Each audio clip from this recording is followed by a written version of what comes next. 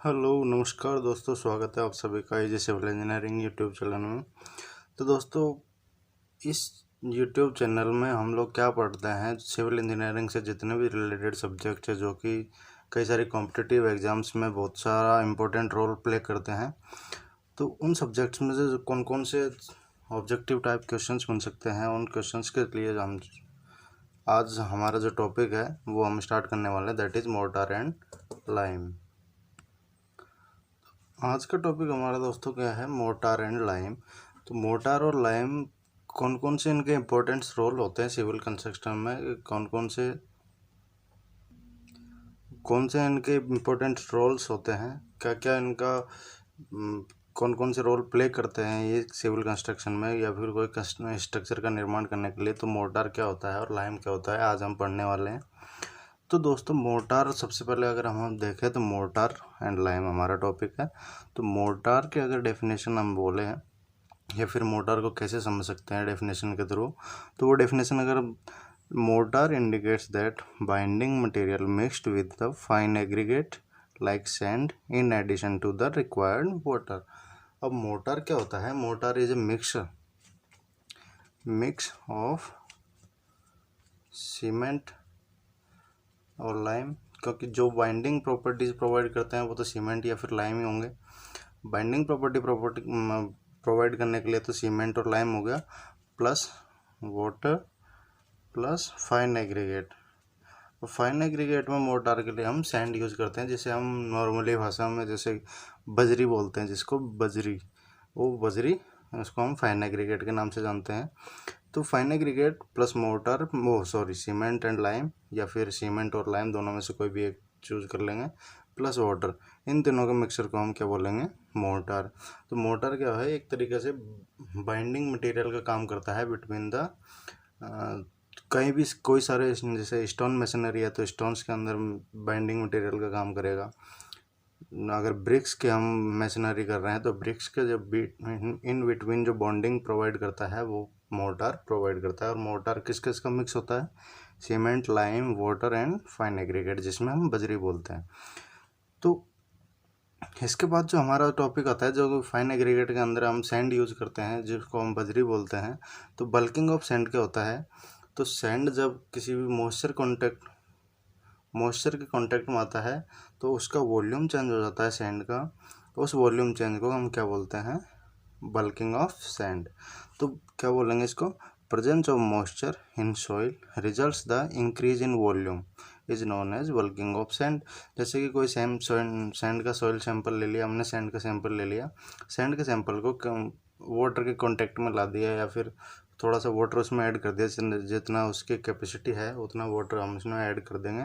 तो ऐड करने के बाद में जितना सैंपल का वॉल्यूम था पहले, वो इंक्रीज़ कर जाएगा, कुछ ना कुछ परसेंट उसका इंक्रीज हो जाएगा वॉल्यूम का। तो उस इंक्रीज को due to the moisture contact क्या बोलेंगे हम, बल्किंग ऑफ सैंड। अब हमारे पास एक डेटा है, दिस इज 5 to 8% अगर मॉइस्चर हम किसी भी सैंड सैंपल में ऐड कर देंगे तो वो 20 to 40% इंक्रीज कर देगा, वॉल्यूम चेंज कर देगा, ये इंक्रीज कर देगा। ठीक है, अगर 5 to 8% हम मॉइस्चर इसमें ऐड करेंगे, वाटर ऐड करेंगे, तो 20 to 40% उसका वॉल्यूम इंक्रीज हो जाएगा। ठीक है, अब हम ये भी चीज़ जानते हैं, अगर फाइनर the material more will be the volume change. जितना मटेरियल फाइन होगा, जितना पार्टिकल की साइज में उस सैंड सैंपल की जितनी पार्टिकल की साइज कम होगी, छोटी होगी, उतना ही ज़्यादा बल्किंग प्रॉपर्टी वो शो करेगा और उतना ही ज़्यादा उसका वॉल्यूम इंक्रीज होगा। ठीक है दोस्तों, तो ये था हमारे पास बल्किंग ऑफ सैंड और मोर्टार की बेसिक सी डेफिनेशन क्या होता है। नेक्स्ट, अगर हम इसे बल्किंग ऑफ सैंड को अगर कर्व के थ्रू देखें, ग्राफ के थ्रू देखें, तो इसको एक्स एक्सिस पे हमने परसेंटेज ऑफ मॉइस्चर ले लिया, X axis, and this is Y axis. ठीक है, और वाई एक्सिस पे क्या ले लिया हमने, परसेंटेज ऑफ वॉल्यूम चेंज, कितना परसेंट वॉल्यूम इंक्रीज हो रहा है और कितना परसेंट मॉइस्चर हम उसमें प्रोवाइड कर रहे हैं, उसको हमने एक्स एक्सिस पे ले लिया। ठीक है, अब जो कोर्सर एग्रीगेट होगा, जैसे हमने पहला ही स्टेटमेंट जो पढ़ा है, तो फाइनर the material more will be the volume change. तो जितना अगर कोर्स मटेरियल है, कोर्स सैंपल है, तो उसका क्या होगा, बल्किंग बल्किंग कम होगी उसकी, या फिर उसका वॉल्यूम चेंज बहुत कम होगा। मीडियम का कोर से ज़्यादा होगा, ऑब्वियस सी बात है, क्योंकि मीडियम की पार्टिकल की साइज कोर्स के पार्टिकल की साइज से कम होगी। और फाइन का सबसे ज़्यादा होगा, जो कि इस कर्व के थ्रू हमें दिखाया गया। ठीक है, अब दो तरीके के मोटर होते हैं, दैट इज़ हैवी मोटर और लाइट वेट मोटर। तो हैवी वेट मोटर का क्या होगा, जो जिस मोटर की bulk density greater than 15 kilo Newton पर मीटर क्यूब है, तो उसका उसको क्या बोलेंगे हम, हैवी मोटर। और लाइट वेट मोटर के जिसकी बल्क डेंसिटी या फिर गामा डी बोल सकते हैं इसको, ड्राई यूनिट वेट भी बोल सकते हैं, वो अगर 15 से ज़्यादा है तो हैवी मोटर हो गया, और अगर 15 से कम हो गई, 15 किलो न्यूटन पर मीटर क्यूब से, तो वो लाइट वेट मोटर बन जाएगा। अब लाइट वेट मोटर में सैंड हो गया, प्यूमाइस, ये सारे लाइट वेट के एग्जांपल है। और हैवी वेट में सैंड की जगह पर हम क्वार्ट्ज अगर यूज कर रहे हैं, वो हैवी मोटर में आ जाएगा। अब नेक्स्ट हमारे पास अगर आता है, तो मोटर की कौन कौन से टेस्ट होते हैं, जैसे कि उससे हम उसकी प्रॉपर्टीज़ फाइंड आउट कर सकें, उसके क्या क्या प्रॉपर्टीज़ है, वो सब चीज़ हम डिटरमाइन कर सकें। तो ठीक है, तो पहला टेस्ट हमारे पास कौन सा है, एडेजिवनेस टू बिल्डिंग यूनिट्स, कि बिल्डिंग यूनिट्स में कितना वो एडेजन प्रोवाइड कर रहा है, कितना एडेजन बॉन्ड उसको प्रोवाइड कर रहा है, ताकि स्ट्रक्चर ड्यूरेबल, स्ट्रेंथ और कई सारी प्रॉपर्टी जो स्ट्रक्चर को ड्यूरेबल बनाने में काम करती है, वो सारी प्रोवाइड कर सके। तो एडेजिवनेस का हम कैसे टेस्ट करेंगे, 2 bricks are placed at right angle या फिर 90 डिग्री के एंगल में दोनों ब्रिक्स को हम प्लेस कर देंगे, और mortar placed to make horizontal joint. ठीक है, मोटर प्लेस्ड जो हम राइट एंगल प्रोवाइड करेंगे ये ब्रिक्स का, इसमें हम मोटर यहाँ पे फिल कर देंगे जब जहाँ तक कि ब्रिक्स की साइज़ है, और हॉरिजॉन्टल एक बॉन्ड क्रिएट कर लेंगे, जिससे इसका एरिया कितना हो जाएगा, क्योंकि हम ब्रिक्स की साइज़, हम नेक्स्ट हमारे पास लेक्चर आएगा उसमें हम ब्रिक्स के बारे में पढ़ेंगे, तो उसका टोटल एरिया कितना हो जाता है, जितने ये बनेगा, जितने में मोर्टार और ब्रिक्स का जो टोटल अगर एरिया हम निकालेंगे तो 81 सेंटीमीटर स्क्वायर आएगा उसका एरिया। ठीक है, और तो वो क्यूब बनने के बाद में अल्टीमेट एडेजिव स्ट्रेंथ पर centimetre square is obtained by dividing maximum load bye 81 centimetre square area. तो इसका एरिया हमारे पास 81 सेंटीमीटर स्क्वायर आया था। ठीक है, अब 81 सेंटीमीटर स्क्वायर को फिर हम लोडिंग इस पर प्रोवाइड करेंगे, और तो जितना मैक्सिमम लोड बिफोर फेलियर वो ले सकता है, उस मैक्सिमम लोड को हमारे अगर 81 सेंटीमीटर स्क्वायर से अगर डिवाइड कर दें हम उसको, तो पर सेंटीमीटर स्क्वायर का हमारे पास एडेजिव स्ट्रेंथ उसकी आ जाएगी। ठीक है दोस्तों, तो एडेजिवनेस कैसे फाइंड आउट करेंगे, जब दो ब्रिक्स को परपेंडिकुलर जोड़ के उसमें मोटर फिल कर दिया जाएगा, मोटर फिल करने के बाद में उसका अल्टीमेट स्ट्रेंथ चेक करने के लिए उस पर लोडिंग लगाई जाएगी। लोडिंग लगाने के बाद में जो मैक्सिमम लोड बिफोर फेलियर वो जितना वियर कर सकता है, उस लोड को हम 81 सेंटीमीटर स्क्वायर, जो कि ब्रिक्स और मोटार का दोनों का एरिया होगा, उससे डिवाइड कर देंगे, तो पर सेंटीमीटर स्क्वायर उसका एडेजिवनेस स्ट्रेंथ आ जाएगी। ठीक है, नेक्स्ट हमारे पास जो टेस्ट है वो है crushing strength test. Crushing strength test में जो मोटार है उसके हम ब्लॉक्स बनाएंगे 75x75 के। ब्लॉक बनाने के बाद में उनको 28 डेज के लिए 28 डेज के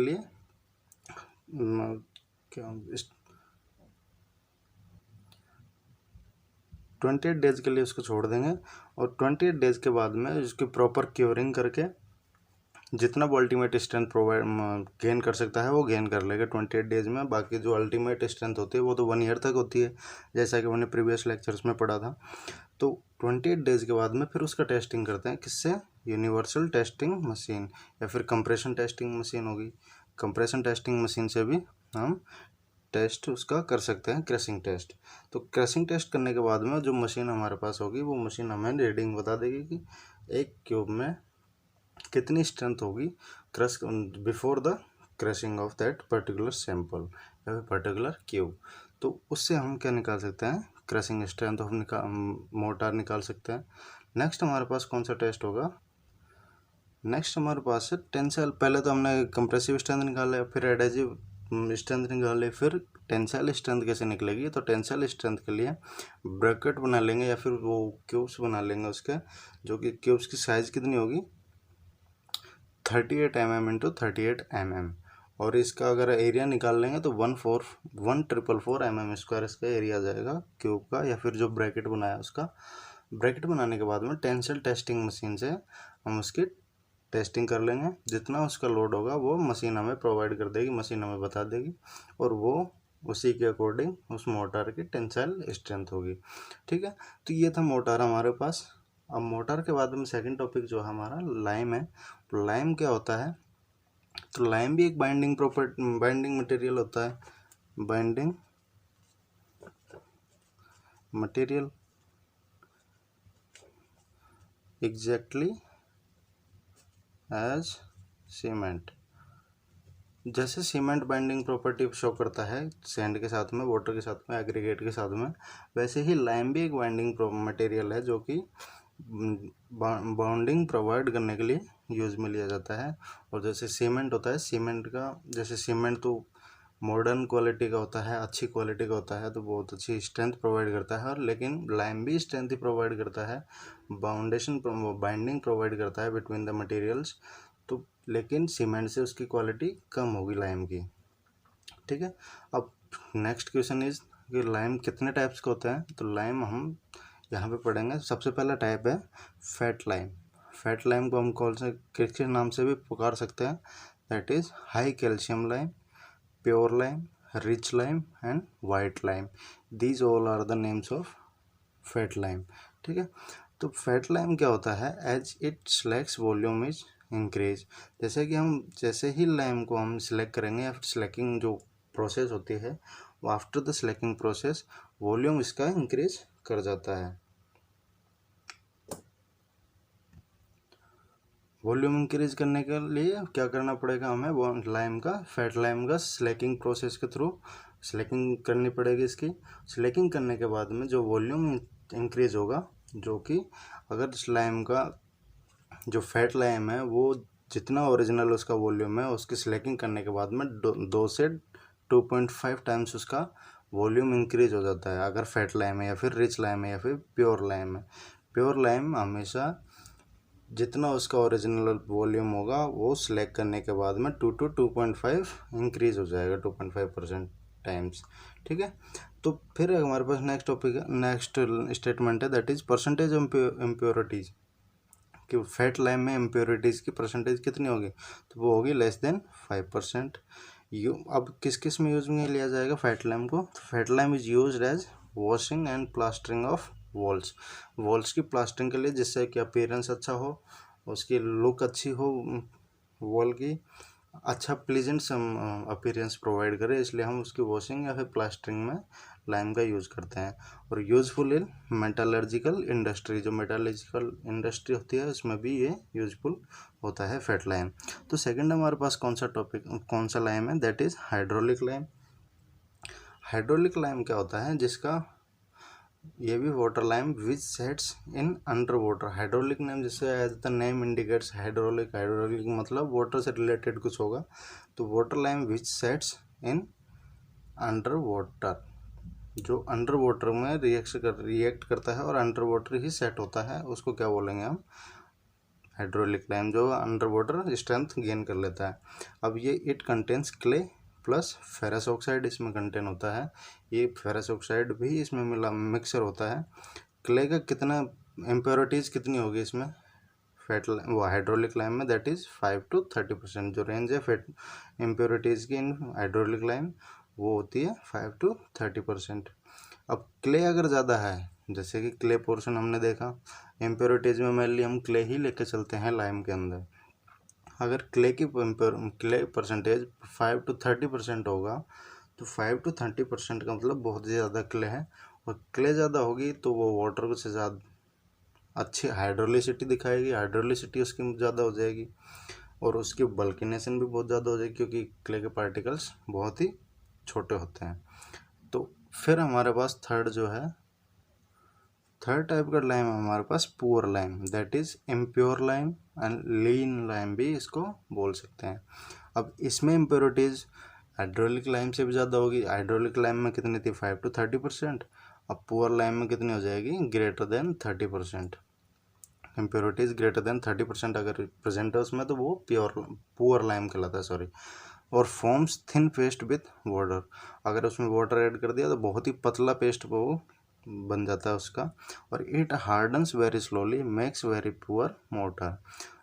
इसकी जो स्ट्रेंथ गेनिंग जो प्रॉपर्टी है वो स्ट्रेंथ गेनिंग जो रेट है वो बहुत ही स्लो है, बहुत ही कम रेट से स्ट्रेंथ गेन करता है। इट मीन्स ये बहुत ही मतलब स्टार्टिंग इनिशियल सेटिंग टाइम इसका बहुत ही ज़्यादा है, तो वो सेट बहुत ही कम होता है, बहुत ही स्लो रेट से होता है सेट। और मेक्स वेरी पुअर मोटर, मतलब अगर उसकी क्वालिटी अगर मोटर की देखें जिसमें लाइम ऐड है तो बहुत ही पुअर क्वालिटी का वो मोटर होगा। और उसको हम जो लॉन्ग लास्टिंग स्ट्रक्चर्स है उसमें हम यूज़ कभी भी नहीं कर सकते हैं। अब इम्प्योरिटीज़ कौन कौन सी होगी जो हम पढ़ रहे हैं 5%, 5 to 30% या फिर ग्रेटर देन 30%। तो ये इम्प्योरिटीज़ कौन कौन सी होगी? इम्प्योरिटीज़ होगी magnesium carbonate, clay, silica, iron compounds या फिर सल्फेट्स हो सकते हैं, एल्कलीस हो सकती है। ये सारी क्या है इम्प्योरिटीज़ जो कि लाइम में प्रेजेंट होती है, लाइम में प्रेजेंट। ठीक है दोस्तों, magnesium carbonate, clay, silica, iron compounds, sulphates and alkalis. अब इसमें मोस्ट ऑफ द रोल कौन सा निभाता है? That is clay. क्ले सबसे ज़्यादा इम्प्योरिटीज़ में इसका रोल होता है। अब नेक्स्ट हमारे पास एक नोट की तरह हम यूज कर लेंगे इसको नोट। तो कैल्सिनेशन ऑफ कंकर gives hydraulic lime. Hydraulic lime कैसे हम ऑब्टेन कर सकते हैं? तो अगर कंकर्स हमारे पास है कई सारे, तो कंकर्स का अगर कैल्कुलेशन कर देंगे तो हमें हाइड्रोलिक लाइम मिल जाएगा। तो ये थे सब कुछ मोटार और लाइम से रिलेटेड कुछ पॉइंट्स थे जो कि कॉम्पिटिटिव एग्जाम्स में डायरेक्टली एज जो बेसिक क्वेश्चंस होते हैं वो basic question statement wise questions वो इसी तरह के पूछे जाते हैं कि कौन से लाइम में किस तरह की इम्प्योरिटीज़ होगी, किस यूज में लिया जाएगा, कहाँ कौन से इंडस्ट्री में इसका यूज हो सकता है, इसकी टेंसाइल स्ट्रेंथ कितनी होगी, कंप्रेसिव स्ट्रेंथ कौन सी होगी, मोटार में कौन कौन से मिक्स होते हैं, हाइड्रोलिक लाइम में कौन सा ऑक्साइड मिक्स होता है तो फेरस ऑक्साइड वगैरह वगैरह।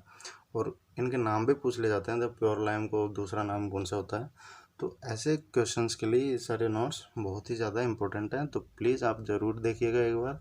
और आपको वीडियो अच्छी लगे, आई होप कि आपको अच्छी लगेगी वीडियो, और अच्छी लगे तो प्लीज़ लाइक कीजिएगा, शेयर कीजिएगा और कमेंट ज़रूर कीजिएगा। और मिलते हैं फिर नेक्स्ट वीडियो में, तब तक के लिए have a nice day. Thank you so much for watching, thank you so much.